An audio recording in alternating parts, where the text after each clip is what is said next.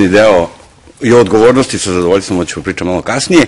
Na onaj naslov bio je potpisano samonikli i odabrani menadžeri. Ajte, ko su samonikli? Znači, falilo mi je jedno i. Postoji razlika između samoniklih i onih odabranih, ja ih zovem posejani, posađeni i tako dalje i tako dalje. Dobro. Ko su samonikli? Samonikli su oni koji su u nekakvom trenutku svog života, iz nekakvog nezadovoljstva, sada ne ulazimo u analizu lika i dela, odlučili da ostave svoje poslove, da posude nekakve pare, da iznajme nekakav čumez i da iz tog čumeza krenu svoje biznise. Na početku, kad su krenuli, kad su radili, onda je bilo normalno da rade 24 sata na dan, 365 dana u godini. Jedva čekaju kad će prestupna godina, tako 366. A to je normalno. Pazite, da budemo jasni, to je normalno. Kad krećeš biznis, nema godišnjeg odmora, nema para. Kad uđeš kući, onda te sačeka gospođa i kaže ti, dok nisi imao tu tvoju firmu i više te bilo i kad te bilo, za nešto te bilo, a sad nema ni tebe, nema ni firme, nema ni para. To su normalne stvari. One preporuke koje u knjigama iz menadžmenta pišu kako treba da bude organizovana jedna organizacija, te ne važe u tim prvim fazama koji su samonikli pokrenuli. Znači, Peter Druckera da ostavimo sa strane. I Petera Druckera, Isaac Azizera, gospoda Boga, koga god hoćete, ostavljaj sa strane. Ne trebaju ti ni performance management, čak je opasno, da budem najiskreniji. Opasno je u tim trenucima se posvećivati nekim drugim stvarima. Šta imaš? Imaš ono što si sanjao, imaš ono što si video, okupio si neke ljude oko sebe. Kako su organizovani? Ko mali klinci kad igraju? Ako ste gledali neke klince od 5-6 godina kad klinci igraju fudbal, kako igraju fudbal? Gde je lopta? Tu ono i silo. Tako i. Gde je klijent? Svi jure klijenta. Znači, osnivač je devojčica za sve. Da. I to je normalno, devojčica. Integralna sistemska podrška za sve. To je normalno. Dobro. Šta se desi? Desi se, idem srećan scenario. Srećan scenario je da to što si sanjao, to što si osetio, prolazi na tržištu, klijenti počinju da se vraćaju, kompanije rastu, raste broj zaposlenih, raste broj klijenata, raste broj, hvala na pitanju, para i ulazimo u ono što mi... Ajte sada, molim režije, životni ciklus preduzeća, dolazimo do najznačajnije stvari, to je go period, odnosno joj, go, od kolevke pa do groba najlepše je go doba, to je taj deo kad udari uspeh, kad smo nešto napravili, kada ono što u Vojvodini se kaže preliva, je tako? U go preliva. Znači još jedan, samo da se vratimo ono skroz na početak. Postoje samonikli i postoje posađeni, posejani ili kako hoće. Ono o čemu mi pripovedamo o samoniklima. Onim ljudima koji nisu firme pravili samo novaca radi. Malo je onom tekstiću koji su na početku, mislim da se ta razlika nije dobro ostaje. Svako od nas, naravno, treba par. Ali ono što jeste bitno shvatiti, a da kod Mani Gotovac sam našao jedan termin koji se zove grabitivci.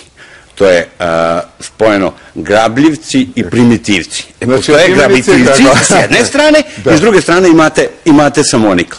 Ne kažem da nisu novac, još jedan put, ali bitna je razlika. Nisu samo novac radili. Da su oni samo novac pravili i sad ulaze u ovaj go na kojem je na početku lepo, a polako dolazi i vreme, ja kažem, ali tad je još rano za ozbiljni menadžment, za ozbiljnu organizaciju, kad oni počinju da koriste, ima jedan mali lekić, persen, je li tako? I persenčić se popije. Zašto? Zato što je ovo poraslo, pa ne mogu više, pa da bi se ja malo smirio, pijem persenčić ili neke lekiće. Da li je to fenomen samo srpskog menadžmenta? Mnoge ljude smo otkačili preko tehnoloških socijalnih viškova, poslali u menadžere sa jedne strane i onda su oni umesto da razviju svoje preduzeće otišli u apoteci. Pročitao sam informaciju da je najprepisivaniji lek taj persen ili bromazepan ili ne znam šta. Šta se to dešava u glavama? Ili nemamo talente ili imamo? To je drugi deo priče, to je drugi tužni deo priče o ljudima koji ostaju bez posla, koji, znate, sad više od 100 godina je prošlo kako su se radnici borili za 3 osmice. To je jedan interesantan, vi ste čovjek istraživač, pa možete malo to da posmatrate. Šta se desilo sa 3 osmice puno godina kasnije? Šta se desilo sa 3 osmice? Već, nažalost, puno sveta ima 3 nule, nema posao, nije mu do odmora, ne može ni da spava. Najmanje onih što imaju 3 osmice, čak da budem, ajde, grub, oni koji imaju formalno 3 osmice, nalaze se po nekakvim javnim preduzećima još uvek, oni ne koriste ovu prvo pravo na rad, majku. Oni taj deo ne koriste. Čovjek je nastao od majmuna i rad ga je napravio, pa oni ne koriste tih 8 sati da rade. Takvi se čak provlači i po privatnim firmama, ali to je sad nekakva sasvim druga tema. Sad mi pobeže, da, pričali ste me o lekićima. Ovde je, 3/8 kod menadžera. Ono ko nema pravo danas na 3/8 jesu menadžeri. Sad nisam ja predstavnik sindikata menadžera, ali tako, ali oni najmanje imaju pravo na 3/8. Oni, ovih 8 sati se pretvaraju i ovih drugih, a kako u tom go-go dođe, onda kaže počinje da spava ko mala deca spavaju, je tako? Znate kako spavaju mala deca? Bude se svaka 2 sata i plaču, je tako? Tako i ono lepo, veselo go-go što je bilo, poraslo, svagde smo išli, svagde smo tukli, tada dolazi polako vreme da počnem, da razmišljam o tome da moram da se organizujem, da moram da... I da prenesem odgovornost. Sad dolazi reč, ta odgovornost koju smo tamo negde. Fenomenalna reč, odgovornost. Da li smo mi odgovorni ljudi i da li je to samo floskula u našem političkom, društvenom, profesionalnom odnosu ljudi? Ovako, da bismo mi pričali o odgovornosti u organizacijama, neću sad da pričam o ovoj odgovornosti koju ste videli na početku, odnosno koju smo gledali, kad pričamo o odgovornosti u organizacijama, postoje neki preduslovi da bismo mi razgovarali o tome da li ste vi odgovoran prema svom poslu ili ja odgovoran prema mom poslu. Ili bilo koji čovjek, kamerman i tako dalje.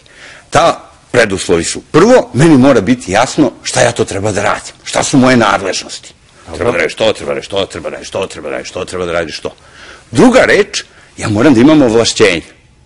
Znači, odgovornosti, to je nešto što bi trebalo da bude u nekom dokumentu koji se naziva opis posla, pa tu piše Miloše, ovo treba da radiš, ovo treba da radiš, ovo treba da radiš. Neki kelner tamo gde ćemo mi popiti posle kasicu, pa kod kelneru piše poruči piće, naplati piće, donesi piće i tako dalje. To su nadležnosti. Da li kelner odgovoran prema svom poslu? Ne znam. Ne znam zašto, dok nemam sledeći preduslov, a to je ovlašćenje. Šta je ovlašćenje? Pravo da doneseš odluku za ono za šta si nadležan. Šta ako jedan kelner nema ovlašćenja?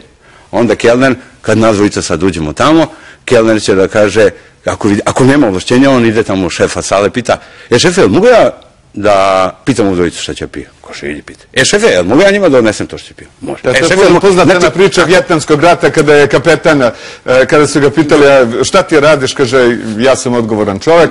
Zašto si odgovoran čovjek? Jesi im rekao kako da se bore? Ne, nisam rekao kako da se bore, oni sami treba da odluče, ali ja sam im rekao da se bore. Znači, da biste pričali, da bismo mi uopšte razgovarali o nečoj odgovornosti, moramo da imamo ta dva preduslova. I to što sam uzeo kelnera, kao to najlakše razumemo. Ali ista stvar važi, pazite, kod jednog klijenta sam bio, 10 zadataka nadležnosti koje ima njegov direktor prodaje, od 10 osnovnih zadataka u nadležnostima, on za 8 mora da pita. Pa kod direktora proizvodnje isto mora da pita. Pa kod direktora nabavke mora da pita. Pa jedan, drugi, treći moraju da pitaju. Pa je to razlog što smo podigli ručnu i što nemamo rezultat?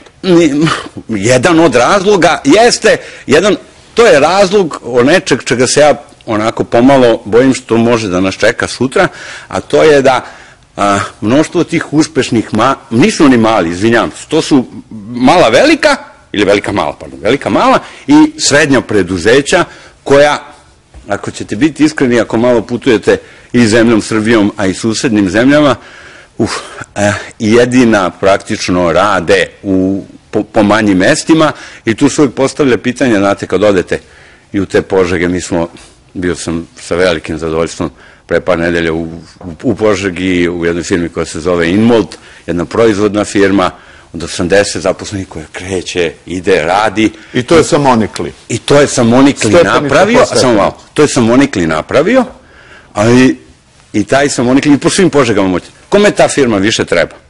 Da li ona treba tom Samonikom ili onima koji unutra rade? Koji rade. Koji rade, bravo.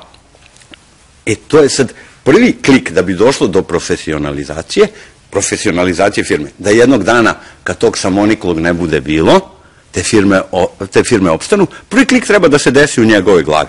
Da spusti tu priču nadležnosti, ovlašćenja dole, da krene u ono što se zove, tako baš grubo, se zove crtanje organizacione strukture, crtanje kockica i kućica. I odgovorni izvršioci. Ali još jedan put, mogu, samo da završimo ovu priču. Znači imate njih tu u prvom redu koji moraju da pitaju, a gore ima njega koga oni moraju da pitaju.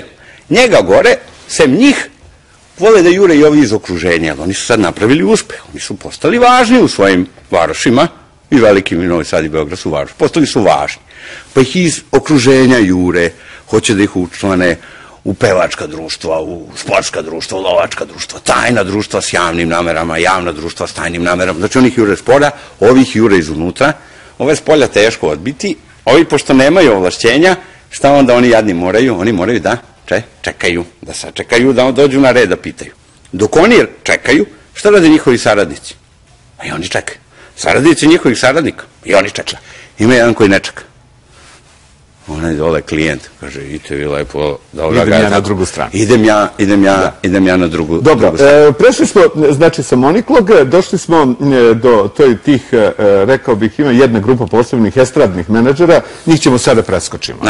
Estradne menadžere. Mi smo ozbiljni ljudi i o tome ne.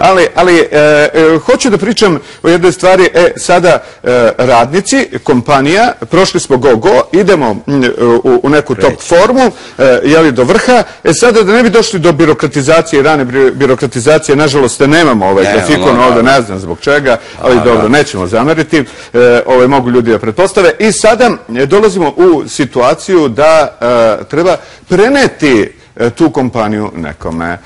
Sada, da li mogu da zaunem za tu priču odnosa između osnivača, kompanije i naslednika, kako to izgleda otprilike, kakve su im potrebe, kakve su im interesi?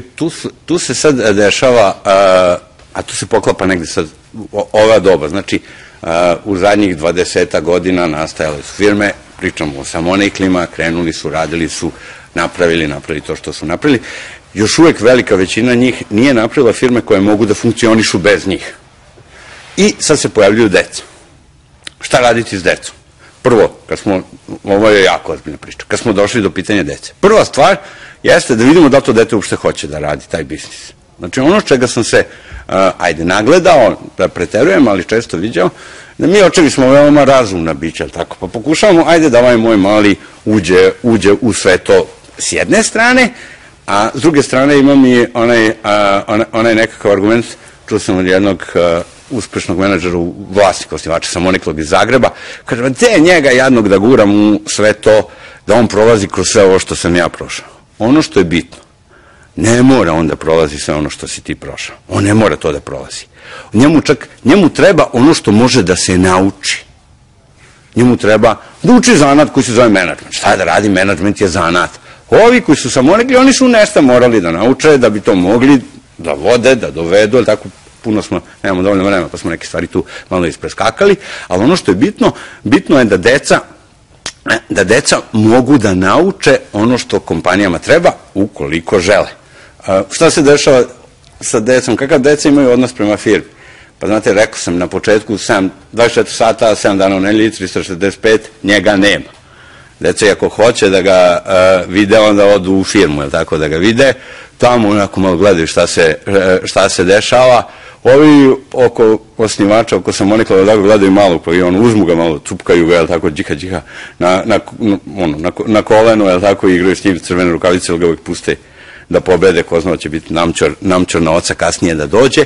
Znači, oni takav, odnosno malo prepoznaju firmu, polako ulaze unutra. Ono što jeste bitno, da oni za razliku od očeva, neki od Samoniklih nisu morali škole završavati. Ovi moraju škole da završe. Znači, ako hoće da idu unutra, to nije pitanje. Da li će oni biti na čelu kompanije? Kad će oni doći na čelo kompanije? Tu se sad stvari malo komplikuju, nisu tako jednostavne, zavisi jednostavno i od toga koliko je osnivač, sad pričam godinama, fizički star, koliko je onaj ko treba da uđe u biznis star, šta ako njih ima nekoliko i tako dalje, i tako dalje, i tako dalje. Znači, ono što primećujemo u poslednjih nekoliko godina i moje kolege i ja, jeste da pojavljuju se ovi mali, ono što jedino, mali, po znacima navoda, ozbiljni ljudi, 27-28 godina, pojavljuju se ono što često se napravi greška, pa ga odmah staviš na mesto, sad će onda bude generalni direktor, ne može onda bude generalni direktor, bez obzira što je završio menadžment, to što se uči u školama, to je jedan deo priče, ali ti treba ovde malo da ispečeš zanat, ali Ukratko imamo samo 2 minuta do kraja. Još jedan sindrom postoji, sindrom rumenka, odnosno svi sad planiraju otprilike tu narednu 2012. godinu. Kako se ponaša taj sindrom? Rumenka, to se malo našalio. Zašto? Samo da imamo. Zašto rumenka? Zato što ima ta neka scena, to nije pristojno, pa nećemo na televiziji, ali možete to pogledati šta Radovan III, kako se Radovan III seća kako je on doživljavao rumenku, je li tako, a kako je posle rumenka, je li tako, a šta je posle shvatio kakva je rumenka. Malo sam se našalio, jer u tim nekakvim trenucima profesionalizacije, crtanja, organizacione strukture, pokušavanja, nameštanja, onda u jednom trenutku se ljudima učini da će da nađe, dovede nekog idealnog menadžera, taj će sad da stane i taj će da vodi moju firmu. Ne može da vodi firmu kad to još uvijek nije ozbiljno organizovan. I onda oni dovedu i, ako ste imali prilike, a morali ste nekad, krećete se kroz prirodu puno, prilike ono da dođem priča, kakvog sam našao, ovo je sjajan, ovo je on, taj, a taj otprilike u njegove glavi izgleda isti ko on i zna sve ono što on ne zna, je li tako? Takav naravno ne postoji, ako postoji neki takav, taj traži neku svoju rumenku tamo daj. To traje otprilike 6 meseci do godinu dana, onda već možete da ga čujete, tako, pa kažem, pusti ga, molim te, gde nađoh onog slepca, je li tako, ili kaže, dobar je za pecanje da ga vodim i tako dalje, i tako dalje. Da nabije gliste. Gliste da mi stavlja, ali zabluda samo, završavamo, zabluda je, prvo moraš da uspostaviš jasnu organizacionu strukturu, da se zna ko tu šta radi, ko tu kome zašto odgovara. Hoće li onda dete, hoće li neki drugi profesionalni menadžer, ovi rumenki, oni uopšte ne moraju biti nekvalitetni, mogu da budu kvalitetni, ali nemaju šta da vode. Puno hvala Borisu Vukiću, hvala vama poštovani gledalci, kratko vreme, mi bi mogli do 7:30